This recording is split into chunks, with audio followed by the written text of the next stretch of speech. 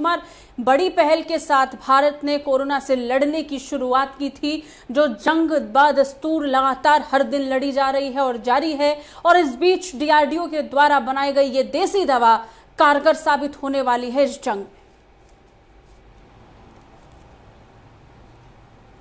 बिल्कुल, आज भारतीय सेना निश्चित तौर पर बधाई की पात्र है।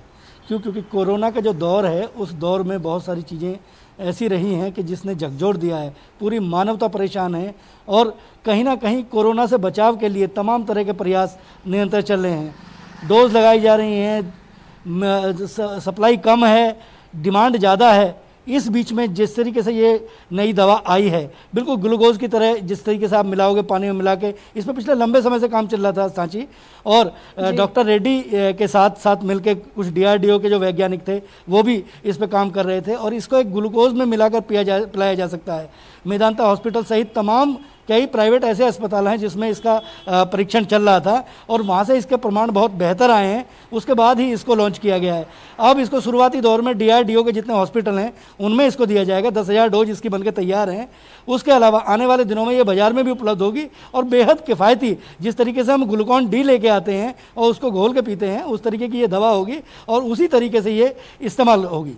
और राजकुमार, इसके साथ साथ अगर हम जिक्र जब डीआरडीओ का कर रहे हैं तो इसे कारगर ही माना जाना चाहिए। डीआरडीओ द्वारा बनाए गए कितने ही हथियार भारतीय सेना की ताकत को बढ़ाता है और इसके साथ साथ उन्हें जीत भी दिलाता है। और उम्मीद की जा रही है कि ये देसी दवा भी कहीं ना कहीं बहुत हद तक लाभदायक होगी, लोगों की मुसीबतों को कम करेगी। ये कहना बहुत मुश्किल है कि इस जंग को हम इसी दवा से जीत लेंगे, लेकिन राहत बहुत हद तक मिलेगी और एक और रोशनी इस अंधेरे के बीच में हमें नजर आ रही है। राजकुमार,